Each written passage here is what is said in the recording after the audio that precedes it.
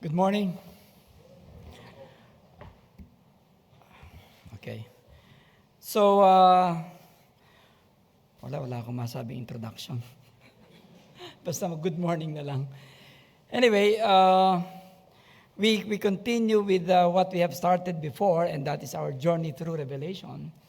And we will now be reading in chapter 4. But what we will do is, please open your Bibles on the book of Revelation chapter 4. But we will not read it anymore because we have already read it a while ago.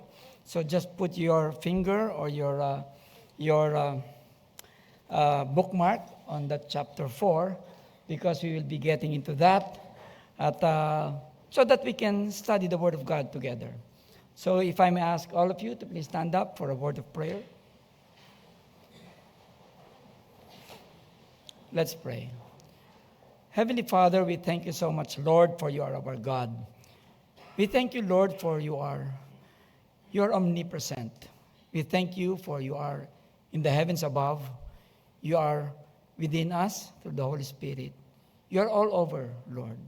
We thank you for whatever and wherever we look at. We see thy glory. We see thy power. We see thy presence, Lord. And Lord Jesus Christ, thank you for your sacrifice to us, that because of you, Lord, we can have an eternal security.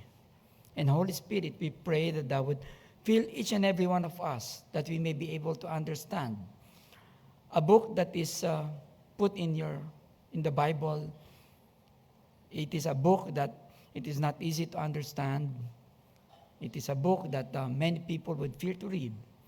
And we pray, Lord, that thou would allow us to look at it with excitement because it is our hope and joy, Lord. And Father, we pray that thou would fill this building and the rooms of those who are online with thy Holy Spirit, that we may all learn from you and live a life that is pleasing unto you. We ask all of this in Jesus Christ's name. Amen. So that is the title, God is on the throne. So sinabi ko, Revelation 4, put your marks there. But let me first go to Revelation 19. In Revelation 19, now if you read Revelation chapter 4, verse 1, what is the first word that you would read? First word. The first word that you would read is, after this. After this. Tagalog, pagkatapos, o kaya ang susunod, so that's after this. Okay? So we will not be putting the verses there because it will only be, we will just be going through Revelation chapter 4. And rather, it's really nice for us individually na titignan natin. So the first word there is after this. Now after this, Tagalog, at ang sumunod. Di ba? Now, if you would go back to Revelation 1:19, sinabi doon, write the things which thou hast seen, and the things which are, and the things which shall be hereafter. Okay? So, there are three phrases there. Hast seen, nakita mo na. Which are, yun nangyayari. And then, hereafter. So, the word hereafter is there again. Sa verse na ito, sa Revelation 1:19, makikita natin ang tatlong pagkakahati-hati ng Book of Revelation. And what are these? The past, the present, when it was written, and the future. Now, nanggaling po ang salitang after this, or ang salitang hereafter, sa Greek word metatauta. Metatauta, which means beginning. Okay? Means it is a new division. Therefore, it means also panibagong simula. Kaya pag binasa natin itong chapter 4 verse 1, after this, so, ibig sabihin yan, metatauta, which is, this is now, again, a beginning of a new division of Revelation. So now, let's go to Revelation chapter 4 verse 1. It says here, after this, I looked, and behold, a door was opened in heaven.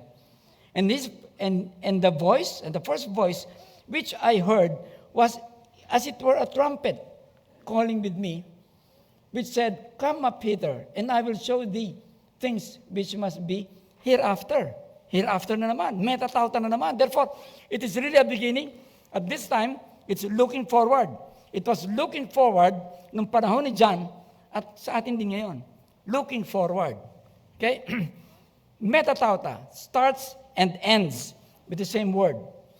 Now, it is a new beginning. Sa chapter 4, alam natin, tapos na yung chapters 1, 2, 3. Yun na yung mga past. Okay? Now, there are different opinions kung ano ba ang panahon itong chapter 4 na to. Now, some say, itong chapter 4, ito yung simulan ng rapture. Sabi nila, nangyari ba ang rapture? Hindi pa, di ba? Buti na lang kasi andito pa tayo eh. Pag nangyari na yun, laking problema natin. Hindi pa nangyayari ang rapture. Some say that this chapter 4 is the beginning or is actually the time of rapture. Siyempre, kung may nagsasabi ng isang opinion, meron din mga nagsasabing opinion na, no, it is not the rapture. Pero, ngayong umaga, hindi po natin pag-uusapan kung kailan na rapture. Okay? Dahil wala naman talaga nakakaalam kung kailan na rapture. As we always say, it can be any time. In fact, tinanong ko po, yung pinakamalakas na kaibigan kong AI, Artificial Intelligence. I asked Artificial Intelligence, sinabi ko, when is the rapture? Ano kayang sinabi? Alam niyo, sinabi, well, first of all, what is an AI? An AI is the grand scheme of things. It is a collection of data, collection of all those written, collection of all of those unwritten, collection of all libraries all over the world. It is the grand collection of things, which I ask, when is the rapture?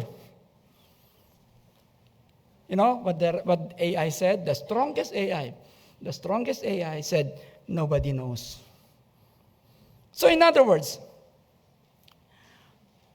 in fact, AI even said, nobody knows. Pinagalitan pa ako. Sabi, instead of asking when it will happen, why don't you just prepare? Tama, di ba? Tama. So, yon.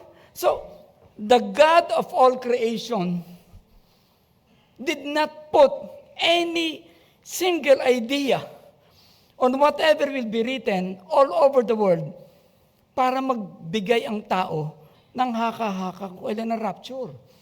In the grand scheme of things, the Lord God of heaven did not put any idea on when it will occur. Diba? It's really wonderful. Now, in verse 1, we see the word door.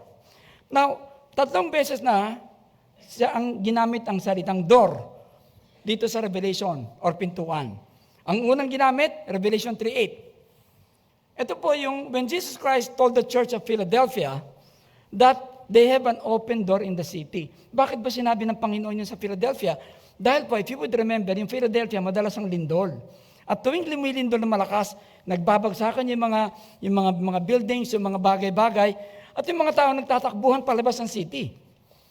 Sinabi ng Panginoon sa Laodicea, I give you now an open door. Ibig sabihin, darating yung panahon, pwede na kayong pumasok at hindi na kayo matatakot sa mga lindol dahil papasok kayo sa kingdom of heaven. That was the first time na sinabi ng open door. Sumunod, sa Revelation 3:20, sinabi naman niya sa mga taga-Laodicea. Sinabi ng Panginoon sa church, siya ay kumakatok sa church. Napag-usapan natin dati ito. At sinabi din, kung sino man ang makakadinig ng kanyang boses, siya ay papasok. The second time, the word door was mentioned. And now, we see the word door again in Revelation 4 verse 1. Now we see that the door of heaven is being opened. Grabe. Bumubukas ang pintuan ng langit. Hindi po ito pangkaraniwang pintuan. Ito ay ang pintuan ng kalangitan. This is an awesome sight. Hindi lang po para kay John. Hindi lang para kay John ang kabig-biganan nagbukas ang pintuan ng langit. But it is because it is the very door of heaven that is opening. Ngayon, kaibigan, kung ikaw ay namatay ngayon at hindi mo alam kung ikaw ay pupunta sa langit o sa impyerno, bumukas ang pintuan ng langit. Kung hindi mo pa alam, nakabukas ngayon ang pintuan ng langit. As we speak, as we talk, February 8, 2026, it's open. Alam mo bang hindi ito laging nakabukas? Darating yung panahon, kaibigan. Sasarado yan. Kasi pag laging nakabukas yan, hindi yan open, hindi yan door. Passageway yan. There will come a time when this door will not be open anymore. Ngayon, sino ba, kaibigan, kung hindi mo pa alam, kung ikaw ay pupunta sa langit o sa impyerno pag ikaw ay namatay, katulad ng ating, at tulad din na nalalaman ko dati, sino ba ang masasalubong sa atin pagkakatok na tayo sa langit? Alam mo ba? Hindi si San Pedro. Yung napakagihasnan ko na merong may hawak na manok ng langit, hindi, sabongero yon. Hindi ko alam kung kasama yon sa mga nawawala. Pero sabongero yon. Hindi yun si San Pedro. Kundi ang may hawak ng pintuan ng langit ay si Jesus Christ. It is Jesus Christ because He died in order for you to enter and open the door. Now, kung naniniwala kayo na siya ang tagabukas at siya rin ang magsasara ng pintuan, ngayong araw na to, aminin mo na ikaw ay makasalanan. Lahat kami, lahat tayo, dapat natin aminin na makasalanan tayo. At pag sinabi natin tayo makasalanan, sumunod, magdesisyon tayo. Natanggapin natin si Jesus Christ na ating tagapagligtas. Kaya nga tinawag na tagapagligtas eh. Kasi siya ang magsasabi na, okay, pwede kang pumasok ng langit, ligtas ka na. Kung hindi ka pa sigurado, gawin mo na ngayon yon. Now, the message will be divided into 3 major portions. The first part, for those taking notes, is the transition. Ano pa Tagalog ng transition, Pastor? Okay. Ang transition. The transition. The second part of the message is God is on the throne. The third part is worship in heaven. Okay. Let's go to the first, transition. Revelation 4. It is a descriptive experience of John. Pinakita rito yung kanyang naranasan, si John. Chapters 4 to 19, devoted na po ito sa judgment ng Panginoon. Ibig sabihin, simula ng chapter 4 hanggang 19, kung hindi ikaw mananampalataya, kabahan ka na. Okay? Dahil ito na ang paghuhukom. Pero tayo, na nakakasigurado na, napapasok tayo ng langit, makikita natin kung paano maghihirap yung mga kamag-anak natin, yung mga mahal natin sa buhay, na hindi natin sinasabihan patungkol sa kaligtasan. Okay. Now, sinabi dito, there was a trumpet heard by John. There was a voice heard by John. Sinabi pa niya, like the sound of a trumpet. Okay, like the sound of a trumpet. Revelation 1:10, ganun din. Nung nagsalita ang Panginoon, parang trumpet daw. It means, it is loud. It is a specific order, specific command to a specific person, John. Sinabi na ito ay malakas na boses at ito ay nag-uutos kay John. Naalala ko po nung ako ay training fellow sa Philippine Heart Center. Nariyan, nalakad-lakad ako doon. Pag nadinig ko yung paging Dr. Andin, please proceed to the operating room or please proceed to the surgical ICU. Sabi ko, noted.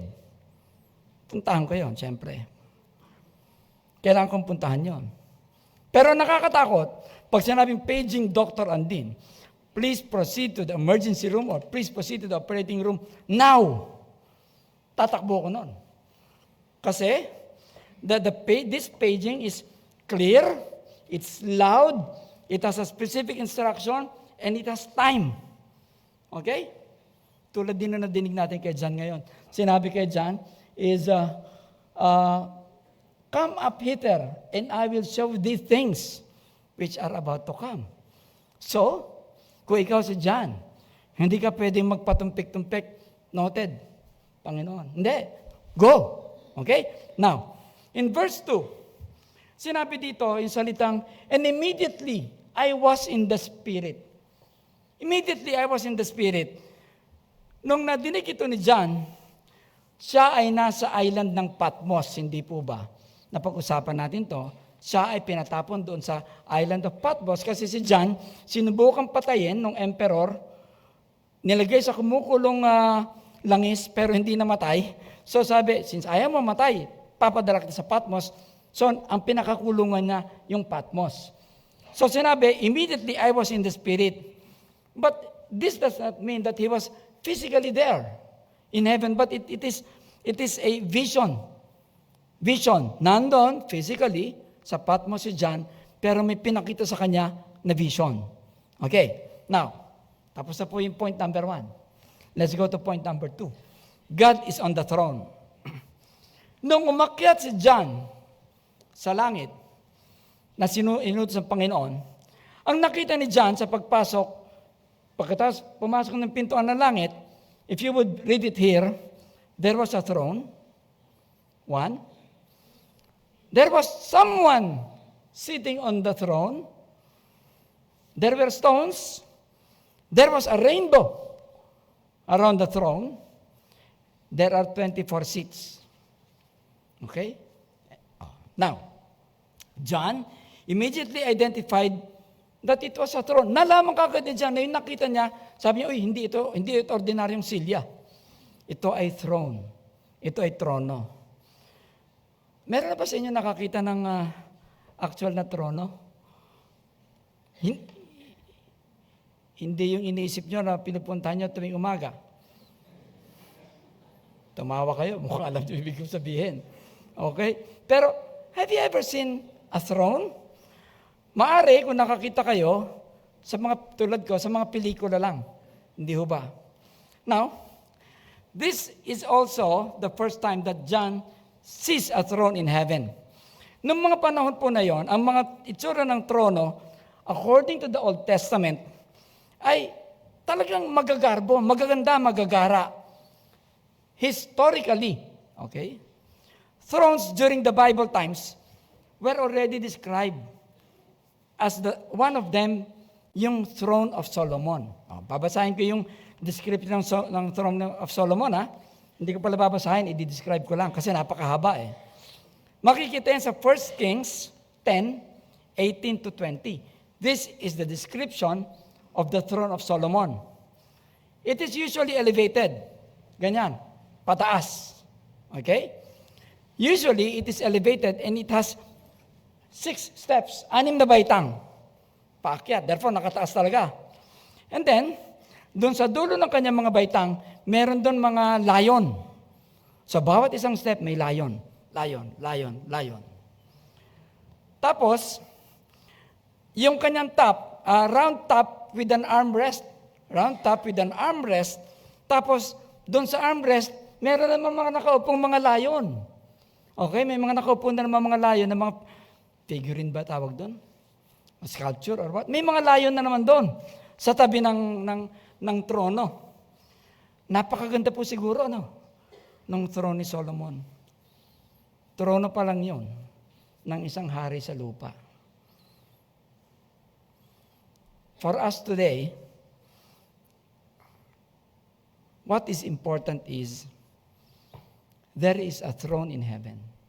We can sleep and know that there is a throne in heaven. And what is more refreshing is somebody is sitting on the throne. Hindi ho ba? So, therefore, there is a throne and somebody is sitting on the throne. Now, there are 3 passages again that talks about the throne of God. Sa Ezekiel 1:4-14, sa Isaiah 6, 1-6, at ngayon sa Revelation 4. Ang mga trono po or thrones are usually, almost always, for rulers. Tagalog na ruler. Ruler. One foot, hindi. Thrones are for rulers. Thrones are for kings. Now, our God is the ruler of all creation. Therefore, the throne that we saw is the throne where the commander of all creation sits. And his throne is the center from which he governs everything. From his throne. What is nice or what is refreshing to reflect on is, if there is a throne, there is a commander.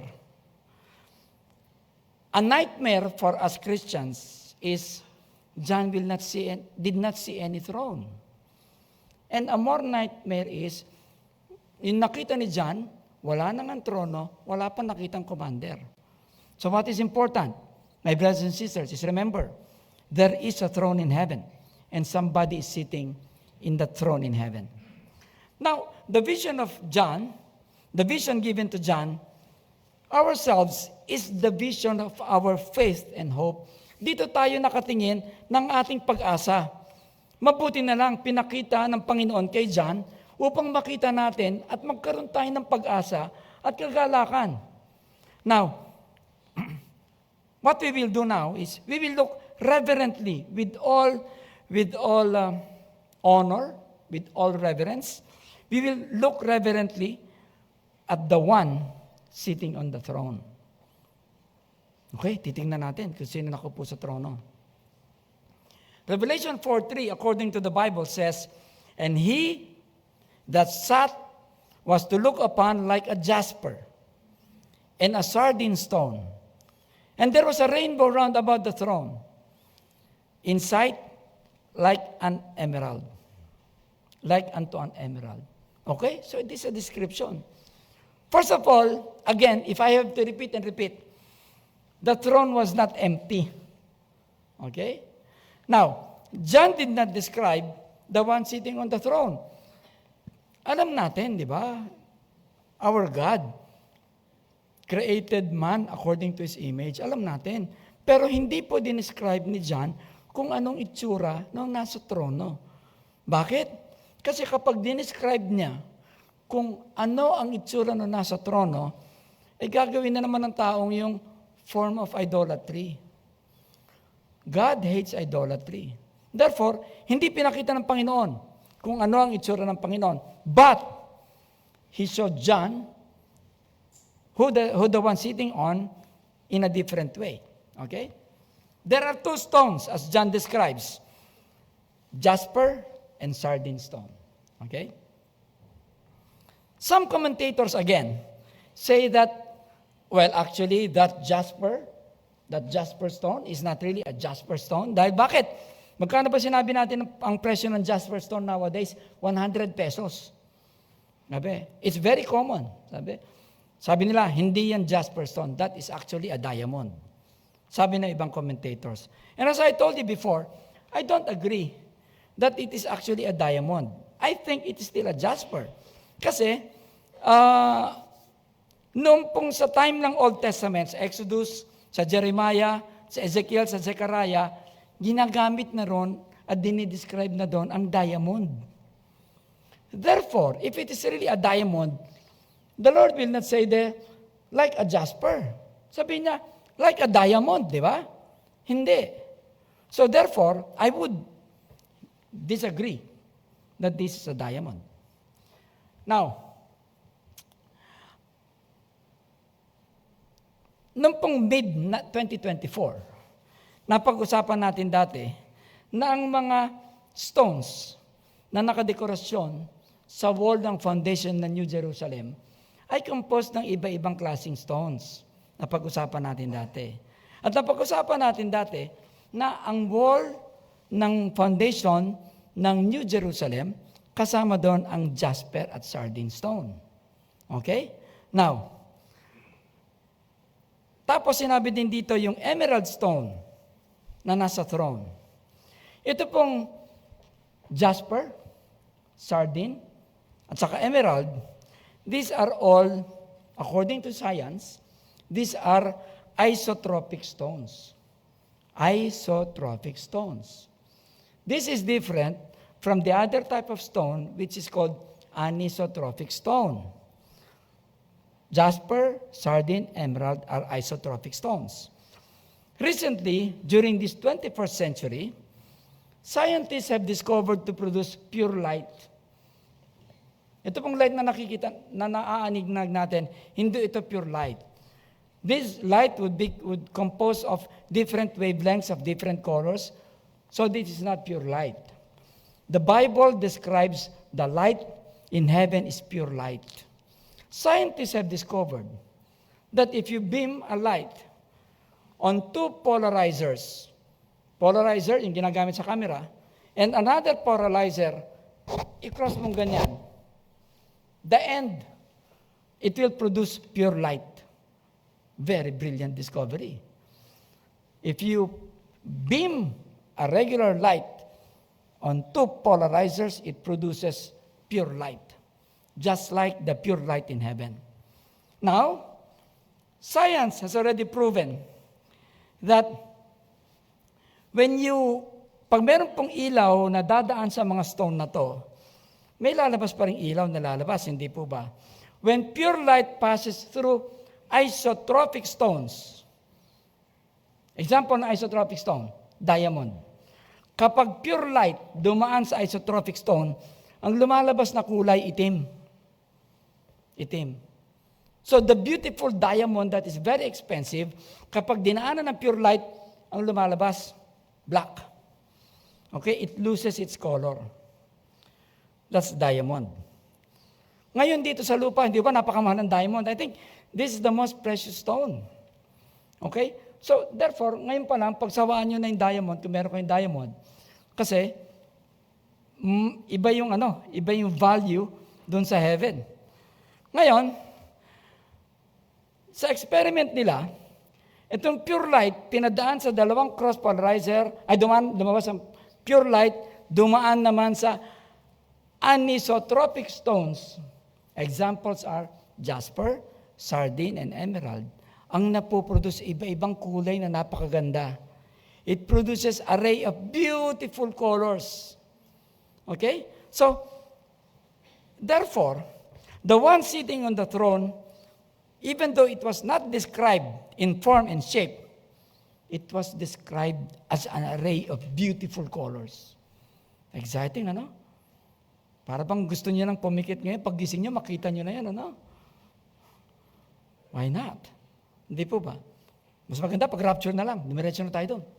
Now, so therefore, that is the reason why I believe it is not really diamond, that it is really jasper, because the Lord gets ordinary people, the Lord gets sinners, the Lord saves anybody who would trust Him, and anybody would produce this beautiful color. Now, sinabi rin dito, around the throne was a rainbow like unto an emerald. Like unto emerald din. Emerald, ganun din. Anisotropic stone din. Pag dumaan ng pure light, iba-ibang napakagandang kulay din. So the Bible says, there is a rainbow. A rainbow, di ba, curve yun. Di ba? Tama-tama, pag ganun. There is a throne and then there is a rainbow around it. And then, alam niyo ba yung colors ng rainbow? Mga elementary, mga high school. Roy G. Biv, di ba? You have red, orange, yellow, green, blue, indigo, and blue. Hindi. Violet. Violet. So, therefore, ang ganda na nga ng reflection ng jasper, tsaka ng sardine, tsaka emerald. Tapos meron pang rainbow. Multicolor. Hindi ba? Napakaganda talaga. Now, from this, we have seen that there is a throne. We have seen that one is sitting in the throne, which is described as beautiful colors. We go to the third part of the point. Worship in heaven. Paano naman nagwo-worship sa heaven? Revelation 4:4 says, "And round about the throne were 24 seats, And upon the seats I saw 24 elders sitting, clothed in white raiment, and they had on their heads crowns of gold. Now we see seats, silya. Sabi dito sa King James Version, silya or chairs. Other translations, NASB, ESV, ginamit ang salitang thrones. Okay? Ginamit sa ibang translation ay thrones. So sa KJV, ginamit salita seats. Pero ginamit sa NASB, throne din. So there is a big throne and there are smaller thrones. Okay? The word elder is actually interchangeable. Pwede itong gamitin na overseer. Pag sinabing elder, pwedeng gamitin na bishop o pwede rin sabihin pastor. Meron pang qualification sa pagiging pastor. Hindi natin babasahin yon. Or qualification sa pagiging bishop. But nowhere in the Bible identifies who these 24 elders are. Meron 24 elders. Wala nakakaalam kung sino. Therefore, kung wala sino nakakaalam, ito na naman ang iba-ibang opinion. Some opinions say they are actually angelic beings. Again, this would be less likely. Why? Dahil pa mga angels, wala naman silang crown. Mapabasa natin sa first 3 chapters, yung mga overcomers, yung mga faithful, silang binibigyan ng crown. Hindi angels. Therefore, they are not angelic beings. Some say na 12 sa 24 mga apostles. Hindi ko alam, apostles daw. Some say these are the 12 apostles and the 12 tribes of Israel. But by this time, hindi pa naman nariridim ang Israel. Pero sa 1 Chronicles, David divided into 24 divisions, priestly divisions. Ito ba daw yon? Hindi natin alam. Sabi nila, sila yon. Ngayon, kung 12 naman dito ay yung 12 apostles, di makikita ni John yung sarili niya. Di ba, apostles siya? Uy, ako yun. Di ba? Pero hindi ko pa rin alam. Bakit? Bakit nila sinasabing maaring apostles to? Because in Luke 22:29 to 30 says, kausap niyo mga apostles, ha? However, yan, sabi, and I appoint unto you a kingdom as my Father hath appointed unto me, that you may eat and drink at my table in my kingdom, and sit on thrones, judging the 12 tribes of Israel. So itong reason kung bakit nila sinasabing, baka mga apostles to. Nobody knows. Again, hindi natin uubusin ang oras natin para pagtalunan natin kung sino-sino itong mga to. The 24 elders, ang damit nila, white. Parang medical school. Di ba, anak? Pagpunta mo sa medical school, kala mo nasa heaven ka. Dahil lahat nakaputi. Okay? They were clothed in white. And they were wearing a crown of gold. Kung babalikan natin ang chapter 3, makikita natin doon yung white raiment. Ang ganda, di ba? Mahirap maintindihan ang chapter 4 pag hindi mo dinaanan yung chapters 1 to 3. Okay? So, itong chapter 4, sinabi, meron silang white raiment. Sa chapter 3, sa Revelation 3:5, sinabi, he that overcometh, the same shall be clothed in white raiment. So, alam natin, yung mga overcomers yon. In Revelation 3:18, sinabi, buy of me white raiment, that thou mayest be clothed. So therefore, what we can see, ang puting damit sa vision ni John ay ang uniform ng 24 elders. Uniform. Tawagin na natin uniform. Pare-parehong kulay eh. Di ba? Hindi ko alam kung v-neck, close neck. I'm talking of med school again. Okay? Kasi sa amin po, yung iba-ibang itsura ng neck, mas pag naka v-neck ka, sasabihin mo dun sa mga younger, wala ka pa eh. Ako, v-neck ako, doktor na ako. Sasabihin naman ng 4th year sa amin, v-neck, wala ka. Ako, close neck na ako eh. Sasabihin naman nung intern, wala kayo ako, naka-blazer na eh, puti pa rin. Pero pare-parehong puti. So, yun lang po ang pwede kong maikwento tungkol sa damit na puti. But, white is a common raiment in heaven. Okay? These are the uniform of the saved people. The saved people. Oo nga naman. Alam niyo po ba, nung ako nanggaling sa med school, nung ako nasa med school, kung saan ako uupo, lagi yung tinitingnan kung madumi o malinis, di ba? Kasi baka madudumihin yung puting pantalon mo. Kung tutusin, ganun din tayo eh. Ayaw nating madumihan tayo, di ba? So, tinitingnan din natin. Pero sa langit, ang suot na natin puti na. Kasi hindi na tayo madudumihan. Why?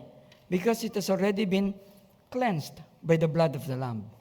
Magiging mas maganda at mas mahal ang ating isusuot kaysa yung mga sinusuot natin dito ngayon na pinag-iipunan mo, tulad ng Gucci, ng YSL, ng mga Lacoste, di ba? Mamahal yun. Pero yung isusuot natin doon, magiging mas maganda at mas mahal. Bakit? Dahil dugo ni Kristo ang naglinis ng mga suot na yon upang magkaroon tayo ng white raiment. Kaibigan, kung hindi mo pa alam kung ikaw ay pupunta sa langit o sa impyerno pag ikaw ay namatay, ang tanong ko, susuot ka ba ng puting damit pagdating doon? Can you categorically say, oh, I will wear a white raiment? How many of you would say, definitely I will wear a white raiment when I go there? Raise your hand, please.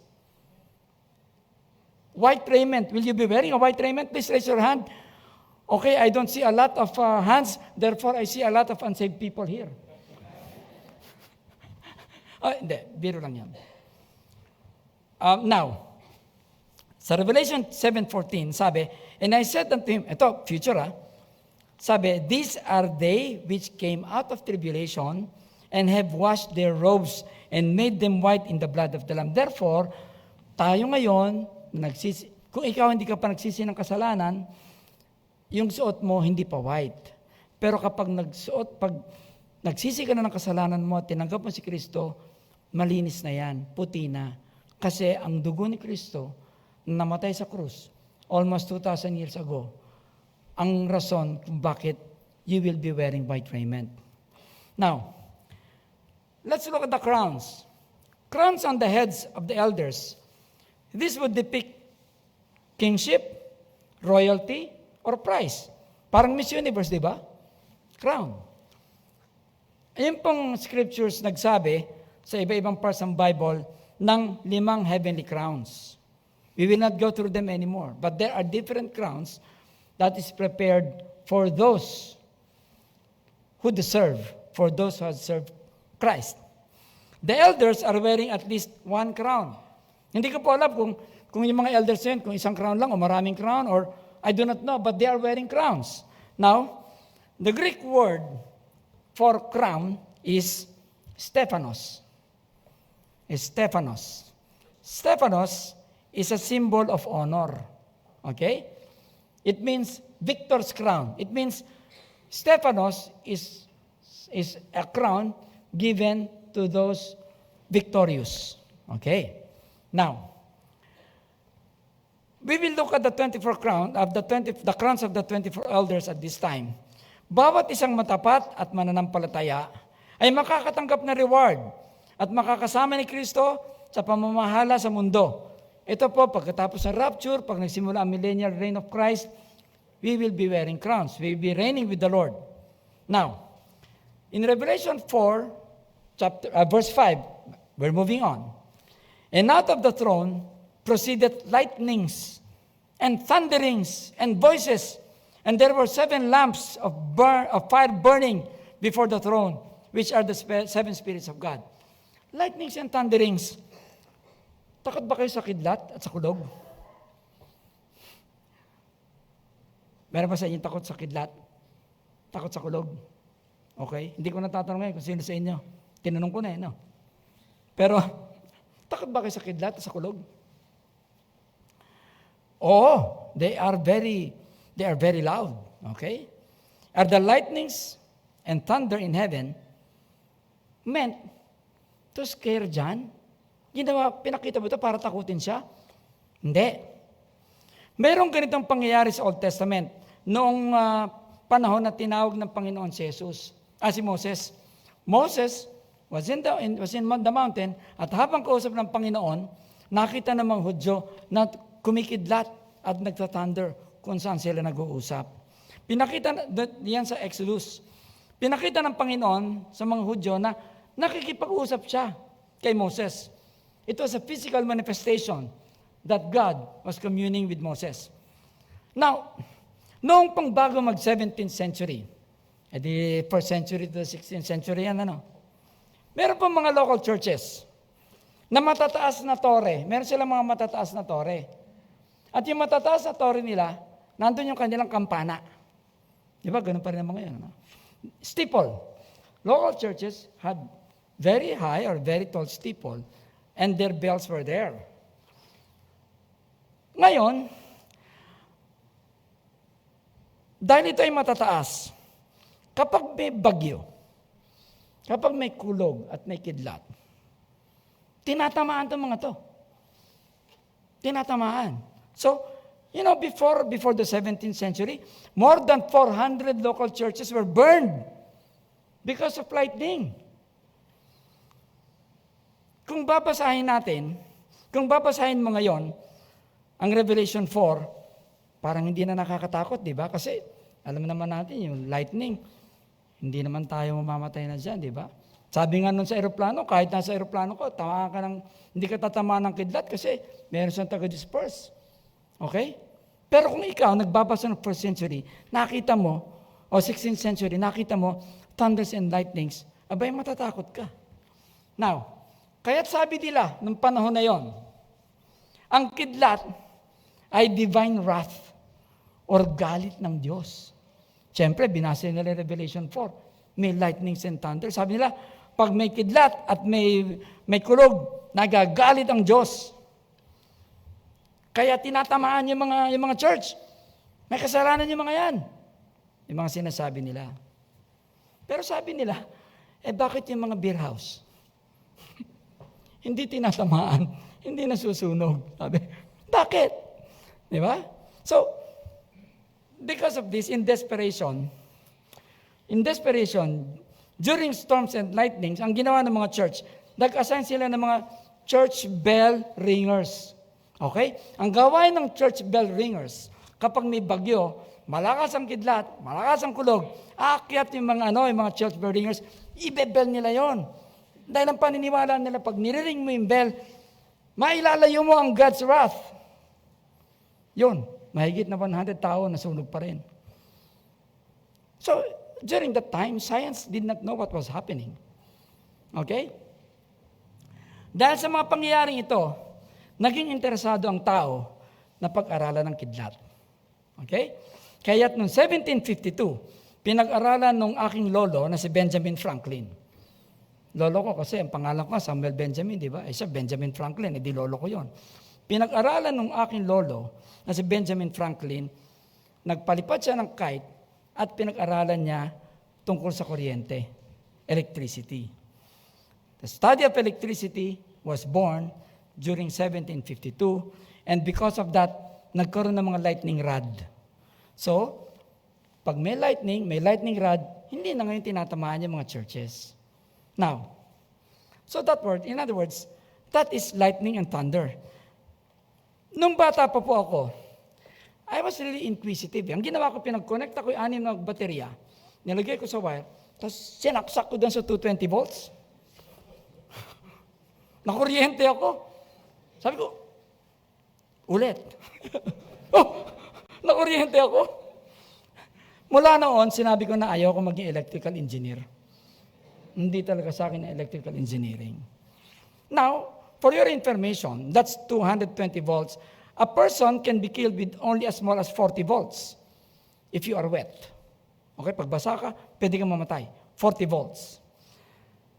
Nung pambata rin ako, nakakita ko ng isang tao na magnanakaw ng mga live wire sa poste.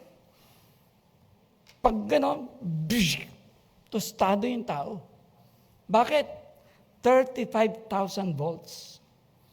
Tostado kagad yung tao. Do you know how much volts lightning carries? 1 billion volts. Thunder naman, yung kulog. Paano ba nagkakaroon ng kulog? So, This is now preaching with science. Siyempre, kailangan natin i-validate, di ba? Now, thunders. Paano man nangyari ang thunder o kulog?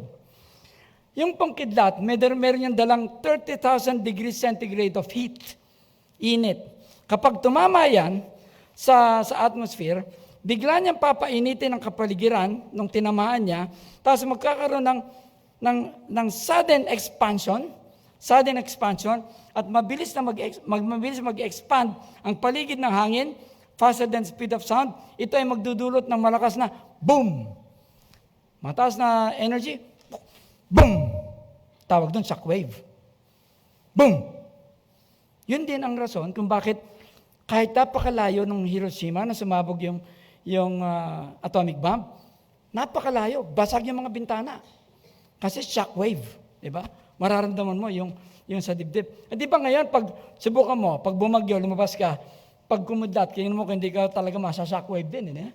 Mararamdaman mo yung kulog eh. So, the lightning and thunder both uses massive energy. Both uses massive heat.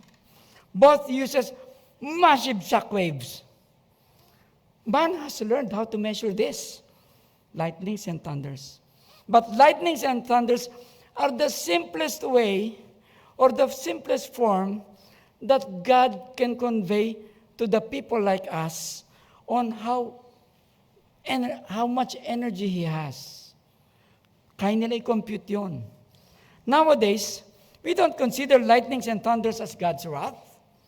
But may lightnings and thunders drive us to live holy lives because lightnings and thunders would remind us how powerful God is. He is omniscient, omnipresent. Omniscient. Omnipotence. That is how omnipotent God is. Kulog at kidlat pa lang yun. Hindi pa natin pinag-uusapan ng creation. Lightnings and thunders are the simplest way that God can show His power.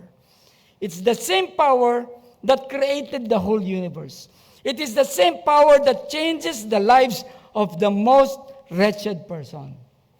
That's how powerful God is.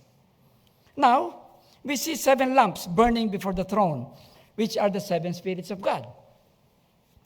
May trono, may nakaupo, mayroon ding lamp. Di ba? Sa Isaiah verse 11, chapter 11, 1-2, napag-usapan na natin dito yung 7 spirits of God. So these lamps would represent the Holy Spirit. The Holy Spirit is also seen in heaven by this time in chapter 4. I would like to correct what I said before. I said before that pagdating ng tribulation, wala nang Holy Spirit, snatch na. I found out that it is not. Dahil sa tribulation, meron pa rin mga masasave. Ang ginawa lang doon, yung Holy Spirit, hindi nasa earth pa rin siya, pero hindi na niya nire-restrain ng evil. Kaya nga magkakaroon ng Antichrist. Pero nandyan pa rin.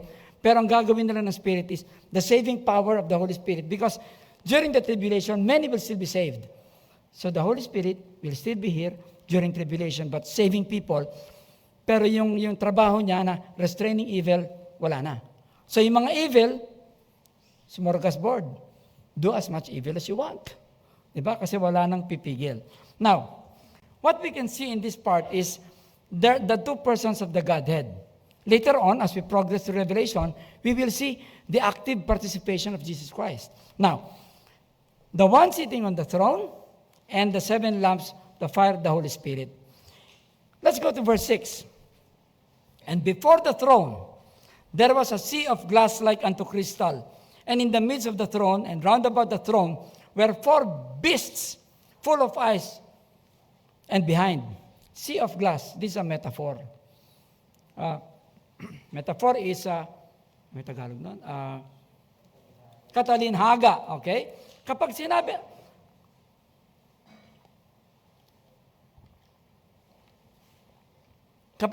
nating sea of people, meron nga bang dagat ng mga tao? Hindi. Ibig sabihin, mga tao na sa sobrang dami, hindi mo mabilang. sea of people. Ngayon, pag sinabing sea of glass, it may mean, yung pong flooring sa heaven, is made up of glass as crystal. Sea of glass, meaning, pag tumayo ka sa heaven, makikita mo ang flooring, crystal. Sea of crystal, walang hanggan yung makikita mong flooring na made of glass. Ganda, no? Now, let's go to the 4 beasts. Kapag nadinig natin, o nabasa ninyo ang salitang beast, ano nasa isip nyo? Iniisip nyo rin ba yung iniisip ko pag narinig mo yung salitang beast? Di ba? Ang iniisip nyo, alam ko, iniisip nyo ngayon, Beauty and the Beast.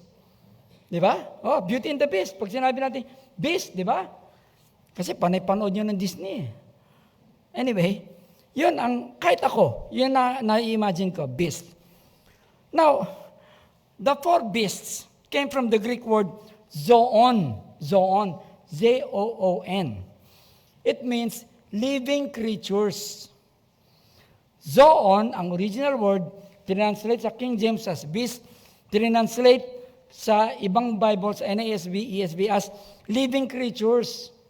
Mas maganda na ang pakinggan. Living creatures. I am a living creature. You are living creatures. But I'm not a beast. Baka kayo beast. Pero ako hindi. No, what I'm trying to say is, it's the term that makes us tremble. Beast, Beauty and the Beast. But these are actually living creatures. These are angelic beings, probably cherubim. Okay? Sila po ay nakatayo sa malapit sa trono ng Panginoon. Tulad sa Ezekiel 1:12-20. Sinabi nila, yun daw mga faces nila, their faces are described but could be metaphorical. Lion, it shows royalty and strength. Ox or baka, calf, it shows endurance. Man shows intelligence and humanity. Eagle, mabilis and divine vision. Pag sinabing full of eyes, inisip ko dati, nakatakot naman yun. Full of eyes. Naalala ko, pag may hinahanap po yung aking mga anak, tapos alam na miss ko kung nasaan, sasabihin na miss ko, hindi niyo ba alam, meron akong 10 mata? It is metaphorical. Ibig sabihin, I know where everything is located. So, alam ko lahat ang nangyayari. So, this one, the beast, nothing escapes them. Nothing escapes their sight. Okay, in verse 8, and the 4 beasts had each of them 6 wings about him, and they were full of eyes within. And they rest not day and night, saying, Holy, holy, holy, Lord God Almighty, which was, which is, and which is to come. Holy, holy, holy. Now, ito. God created man according to His image. Dahil ginawa ng Diyos ang tao na kawangis niya, kawangis ang Panginoon, nagkaroon tayo ng mga katangian na makikita natin na katangian ng Panginoon. Okay? Faithful. God is faithful. And we know we can become faithful because God is faithful. We are created after His own image. Mercy. Maawain ng Panginoon. Kaya marunong tayo maging maunawain. Love. We can love because God is love. However, holiness. This may be the most difficult attribute that we can understand and practice. Ito ang pinakamahirap na katangian ng Panginoon na hindi talaga natin maintindihan at mahirap nating gayahin. Holiness. Bakit? We are sinners.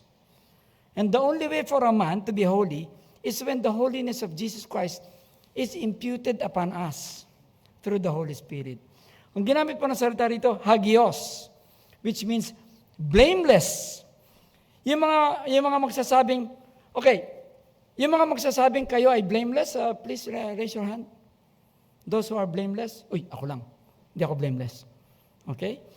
The person here who says, you are holy, raise your hand. I will not raise my hand because I'm the only one raising my hand. The living creatures were constantly saying, Thou, O Lord, is holy. Thou, O Lord, is blameless. Thou, O Lord, is sinless.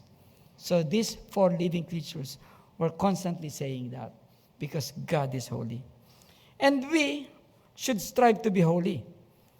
So dahil sinabi sa 2 Corinthians 7:1, perfecting holiness in the fear of God. The angels are reminding us that our God is holy and blameless.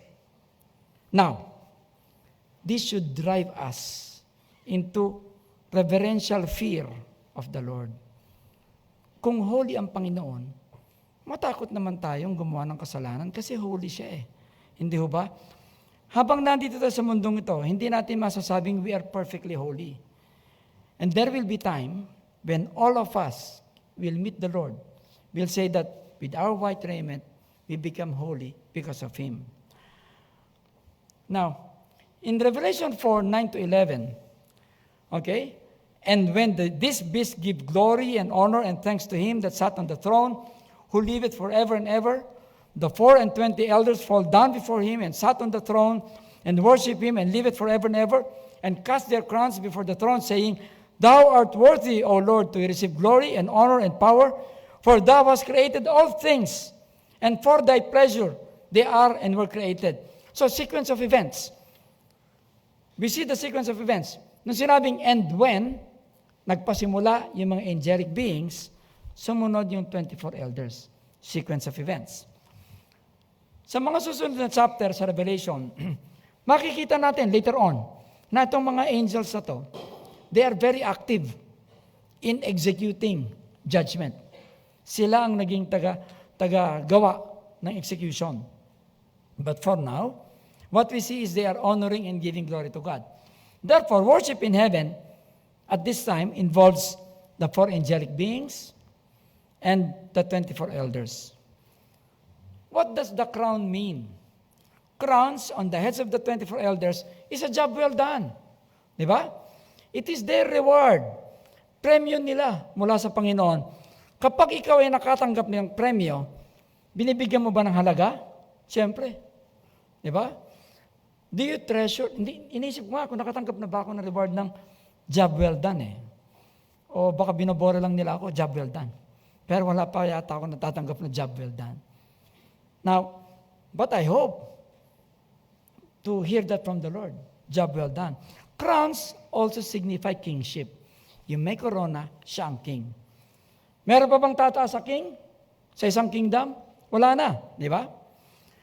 Now, according to Cicero and Tacitus, these are Roman historians.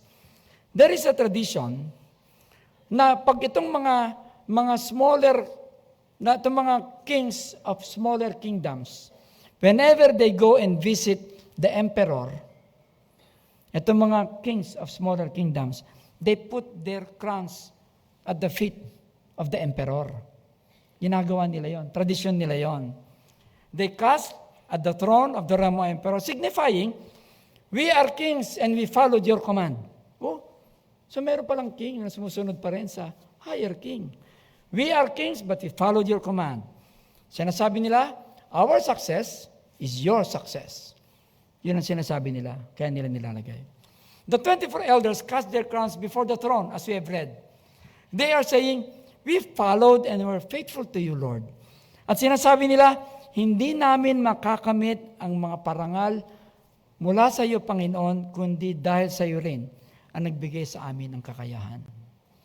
Brothers and sisters, I hope and pray that each and every one of us would get a crown of a job well done. That we could be hearing the Lord Jesus Christ say in Matthew 25:23, well done, good and faithful servant. Siguro yun ang pinakamatamis.